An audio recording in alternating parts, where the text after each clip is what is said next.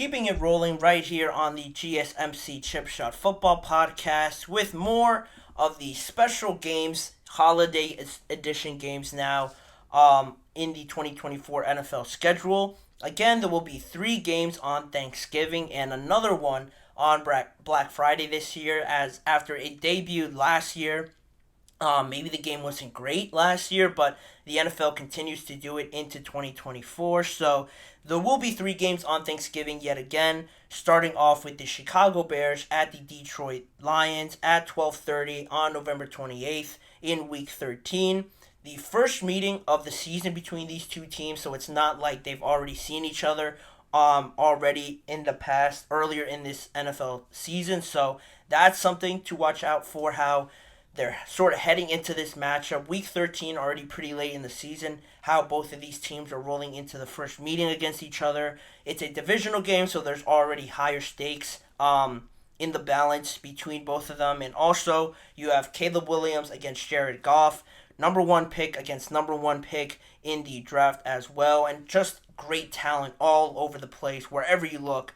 Amon-Ra St. Brown, Rome Odunze, Keenan Allen, DJ Moore, Jahmyr Gibbs, David Montgomery. It's all going to be great. The star power is definitely not going to be lacking in the first game on Thanksgiving. And just looking back at the previous meetings, the Lions got absolutely destroyed by the Green Bay Packers last year on Thanksgiving, so they're looking to get some sort of revenge there, albeit not against the Packers, but trying to get a better image of them out there on Thanksgiving. And also, the last time they played the Chicago Bears last season, the Chicago Bears won 28-13, a pretty surprising loss there for the Lions, albeit again in Chicago and not on Thanksgiving.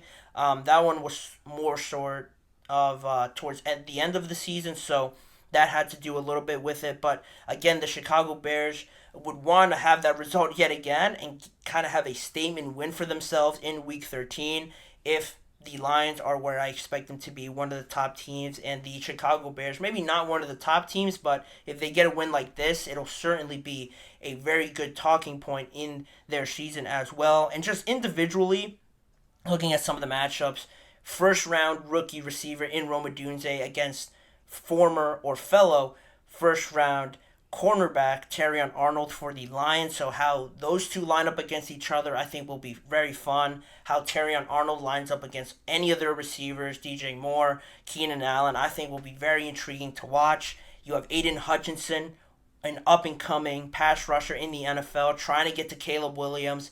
I think they have a lot of intriguing players, young, exciting players to watch out for. I think it'll be a very fun matchup, and just to start off Thanksgiving, I think it'll be a great game. Then you move on into the afternoon window, the New York Giants at the Dallas Cowboys at 4:30 p.m.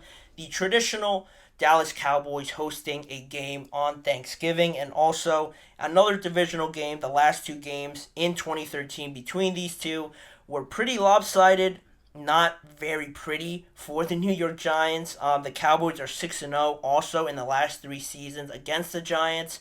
So the Giants obviously would love to break that streak on Thanksgiving. Sort of a tradition for the Dallas Cowboys. They're America's team. They're always on Thanksgiving. Sticking it to them at their home stadium, I'm sure, would be a major win for this Giants team. But also, they're dealing with a lot of uncertainties. Is Daniel Jones the guy? What do you do at receiver?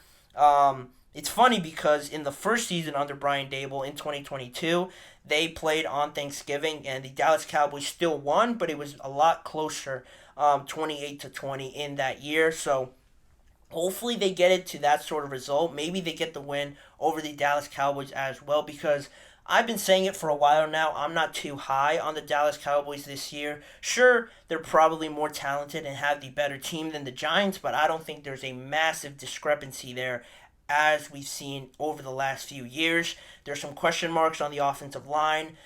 Defensively, how are they going to look under Mike Zimmer? They have a bunch of talent, but absorbing this new game plan, hearing a new voice in your ear, I think also takes some getting used to. But I'm sure the Dallas Cowboys will be favored, but hopefully the Giants can get something going by this time in the season and maybe surprise the Dallas Cowboys, or at least just make it a very close game. But that's the afternoon game. And then to round it off on Thursday on Thanksgiving, you have the Miami Dolphins traveling up to Wisconsin to play the Green Bay Packers at 8:20 p.m.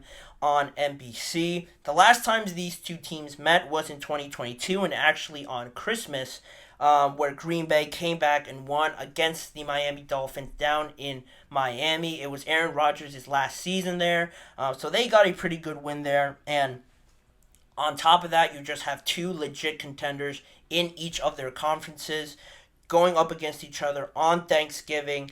Tua versus Jordan Love. A lot of great receivers on either side of each of their teams. And also great offensive and just great attack-minded teams, young, hungry teams in the Miami Dolphins, in the Green Bay Packers. And that just comes from their two head coaches, very familiar with each other, Matt LaFleur and Mike McDaniel. Both worked together in their past in Houston, Atlanta, and in Washington. This is only their second meeting against each other. Green Bay was firing at this point last year, and Miami was sort of started to dwindle down at this point in the year last year. So how those two teams now sort of approach this year, can the Packers still be rolling in the second consecutive year, trying to make it to the playoffs and sort of building that momentum at the right time of the year? And also for the Dolphins, can they keep up how well they played in the earlier part of the season now towards the later half of the NFL year? That'll be something to keep in mind when they're facing off against each other. These two teams have a lot of connections with Matt LaFleur and Mike McDaniel, so that's also exciting to see how that chess match is played outside the lines of the field, how one coach reacts to the other one. They know each other very well, so I think it'll be super fascinating to see how they play off of each other. They have the teams to put on a great show, so I'm excited also to see that game.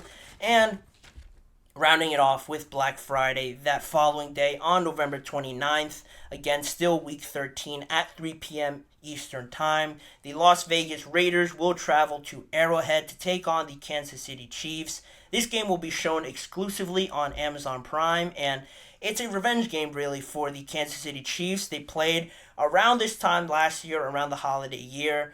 Obviously, last season it was on Christmas, again, in Arrowhead, where the Las Vegas Raiders handed the Kansas City Chiefs a 20-14 loss, and it sort of kicked everything into gear, oddly enough, for the Kansas City Chiefs.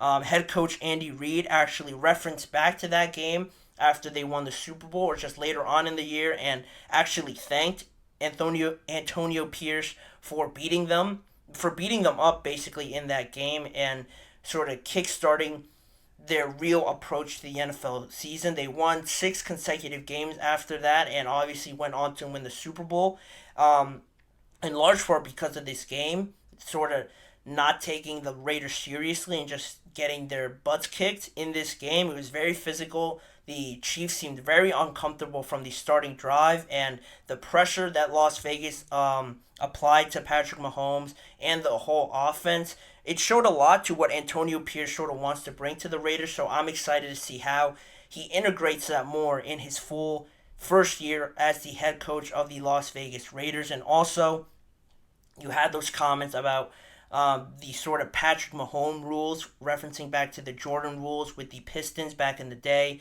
Those were Antonio Pierce's comments. The mini rivalry, back and forth, trash talking you see between Max Crosby and Patrick Mahomes. Now you add another trash talker in Christian Wilkins. I think it'll be super fun to watch between both of those.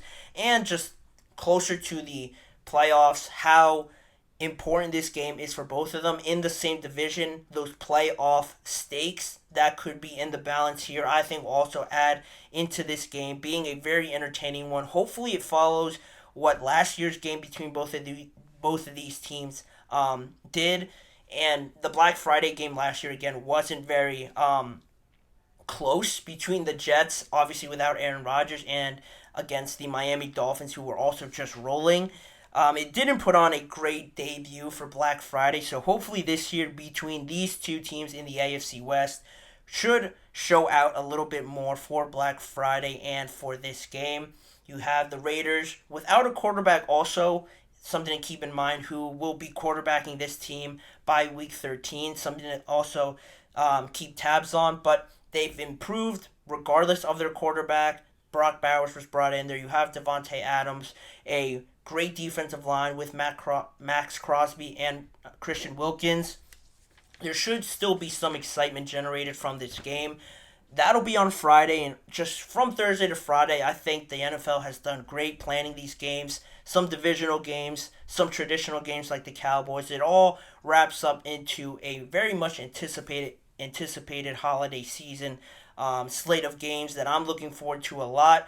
Let me know if you guys like these games, hoped it would have been somebody else, and how do they stack up in your mind to past holiday games that we've seen from the NFL. But in saying that, I will send it to the last break of the show, and when we come back, we'll talk about the New York Jets and their very heavily loaded front half of their NFL schedule, how positive it is for them, and also touching on the negatives on this sort of front-loaded schedule for the New York Jets and how it could impact their season in the second half. So don't go anywhere. We'll be right back in just a few seconds.